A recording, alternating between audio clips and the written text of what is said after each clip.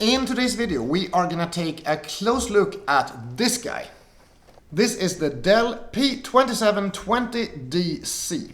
And while that is a name I find really hard to remember, this monitor is something that is easier to remember because it is a wonderful 27-inch Quad HD monitor that runs off of USB-C.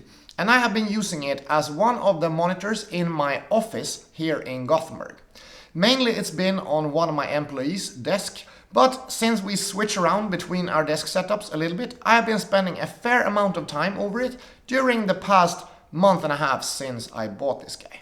I have also spent a fair bit of time with the 25-inch equivalent of this monitor, so I know a great deal about how these monitors are to use, and we're gonna go through the different features of it and what I think about it today. I paid around 500 euros for this monitor, and if you want to buy one, you can find links of where to buy it down in the description below.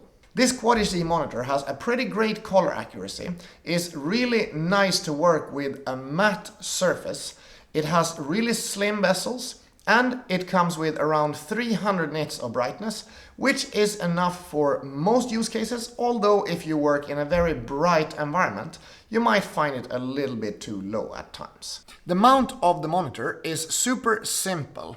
It just clicks into place very easily like all the Dell monitors are doing. And if you want to see a lot more about the setup process, you can watch my unboxing video that has got all of that information in it. Here we have the monitor set up in my office, and this is the prime use case that I have been running this monitor with. A pretty pure office monitor setup.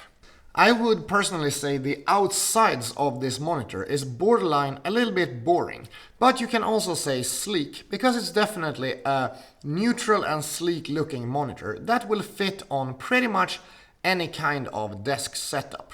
It is only if you're going for something that is a bit more forward, a little bit more in your face, like with colorful accented details or a more gaming oriented setup, that this kind of super sleek look wouldn't really do it for you. Here you can get a good look of the port setup in the monitor. We have first of all, of course, the power plug, which is a normal power input, something that I appreciate a lot. We then have the HDMI port right there. We have the display port in. We have the display port out, which is plugged with this orange little thing, so that you don't mistake it for the input and think that the monitor is not working when you plug in there. So this is what you use when you want to daisy chain to another monitor. We then have the main connector here, the USB-C connector that runs everything else in this monitor. We have one USB-A port and another USB-A port here in the bottom. Then on the left-hand side of the monitor, we have another two USB-A ports.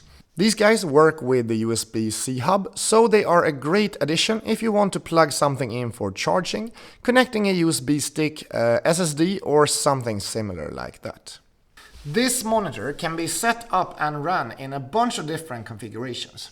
This is the standard configuration that you can use, but it has a very sort of adjustable stand that can push down to really far down, as well as to a pretty high up state. This is not super high though, so if you want to run this monitor with a larger screen laptop in front of it, you're probably gonna need a stand. I put it up on a stand like this, and then when I put my Dell Inspiron 16 Plus in front of it, they work perfectly together. And a very nice brand sync with the all Dell setup here. Now I typically use it with my MacBook Pro 14, which means that it works really well to have the monitor standalone without any stand underneath it. It has this very stable base, and it has some beautiful slim bezels that I think really add to the overall aesthetics of this guy. The monitor can be shifted, tilted, run on the vertical angle, and it also has this swiveling base that makes it quite easy to turn around a little bit if you need it at a certain angle. Basically, this is one of the smoothest one cable setups you can use. The Dell monitors are super good with this. It charges the laptop with 65 watts of power. It gives monitor signal into the monitor. It can also forward DisplayPort to a second monitor over MST or daisy chain. This is a technology that is not available with Mac OS, but if you use it with a Windows computer, this is totally possible to run a one cable setup with multiple monitors and accessories with it. Speaking of accessories, this also has a USB hub in it, and this also runs over the USB-C cable.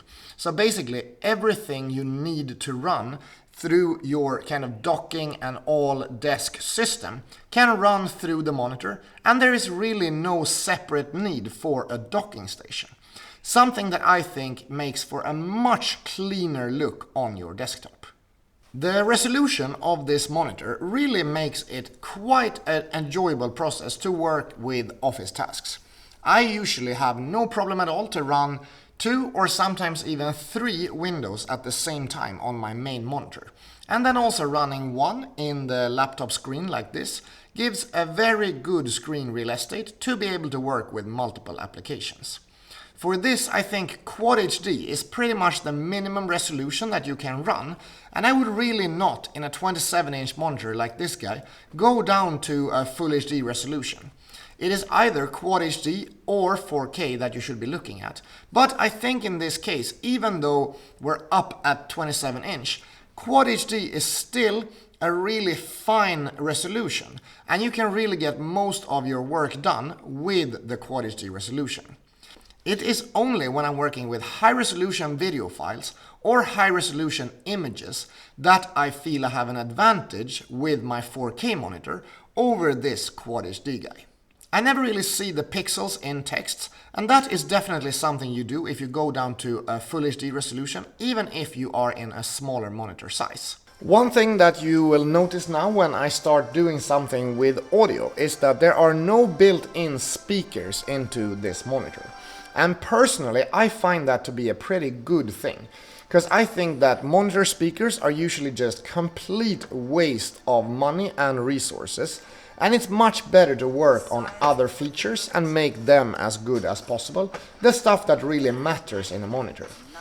Laptop speakers are usually much better compared to monitor speakers, and I only find it in the case of if you use a desktop computer without any other speaker available. That's when you might make some use of a speaker built into your monitor. But these are some very rare use cases, and I really don't care about the fact that it is not there.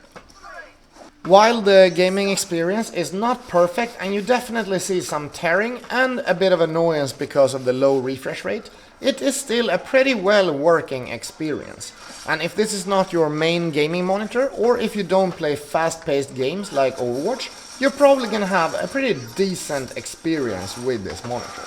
The on-screen display of the monitor is pretty straightforward and displayed down here in the bottom right corner.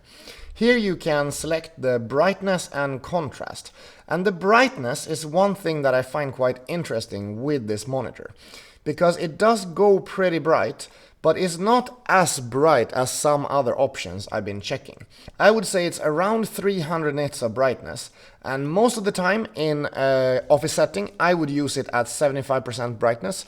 This is after all a matte config, but when it is really bright sunlight coming in through a window from the side, I find that the brightness of this guy is sometimes not completely enough. It would be nice to have a little bit more brightness to play with.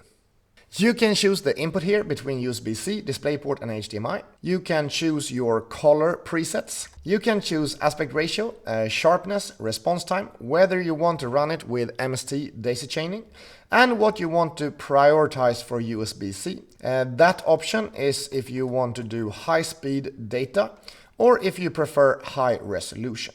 You also have the opportunity to personalize the options a bit here with shortcuts that will be down here in the on-screen menu. You can also do the power LED button if you want it on when it's on. That's that little button down there. You can use USB-A charging on the side here and tell whether that should be running when the monitor is in standby, when the monitor is off. You can also do the same but with USB-C charging, the charging that goes into the main laptop that you're plugged in with. That is it for my review of the Dell P2720DC. I think this monitor is one of the best 27-inch offerings that you can get on the market right now. I bought it for around 500 euros, which I think is a great value for money for the kind of monitor that you get, and the fact that you don't have to buy a docking station. You can just use this monitor and run it all full on as a docking solution.